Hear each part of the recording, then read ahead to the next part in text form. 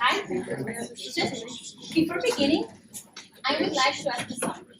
Please raise your hands, those of you who know of someone who is or has ever suffered from depression. Look around. Depression. Yeah, indeed, PhD associates to depression. Depression is a very common disease. Over 300 million people suffer from depression around the world. To have an approximate idea, it would be like having the whole population of the United States depressed. But why is that? Well, the treatments that these patients are given do not work in 40% of the times. That's a lot. So that's why many scientists, including me, we are studying the genetics of depression to develop better treatments that suits perfectly these patients. But how am I doing that? Well, am I a doctor working directly with the patients? Well, no, I'm doing the PhD, so I cannot be a doctor yet. So I don't work with patients. Am I working in a lab? No, I'm not. And don't worry, I don't experiment with animals. But I work with a computer. Yes, with a computer. But what exactly am I doing? I'm collecting data. I take all the scientific articles that have been published, which are a lot.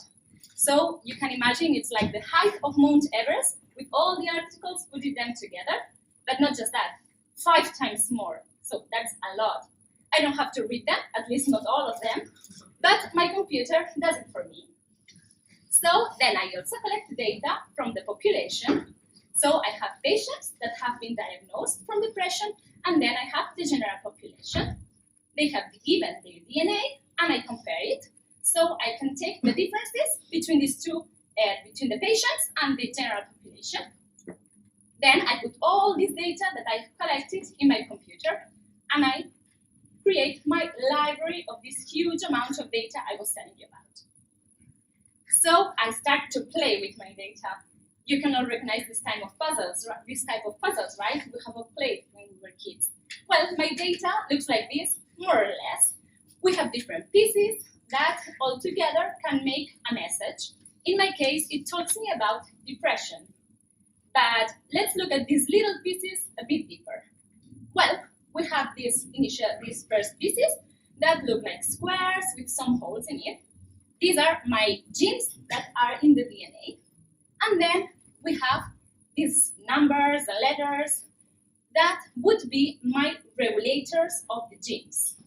That altogether, they separately have different colors, shapes, and do not make sense really. But if we put them together, we can start deciphering the message that these pieces try to send us.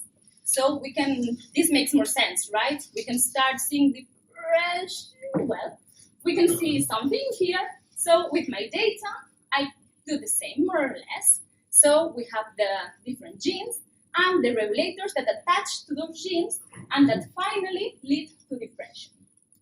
So to recapitulate a bit, I have collected all the data from the scientific articles and from the population, and I have these pieces of data, separate pieces of data, that the holes and the letters, that would be my genes and the regulators, that separately we don't really get a message, but if we start to put them together, we can decipher the message that it's behind, that it tells me about something, depression, that in my case, I want to study the gene regulation of these genes, well, how the regulators attach to those genes. That finally gives me the final message that it's depression. I'm sorry, I cannot tell you the final answer of how these genes regulate and lead to the depression. That's what my project is about. Maybe I will tell you next year or a few more. And my final goal is to develop better treatments that suit perfectly these patients. So our first patient, Sadness, has given her treatment, but not just her. All patients that suffer from depression will be treated with the perfect treatment that they need. Name it Igor, Jerry, or Lisa. Thank you for listening.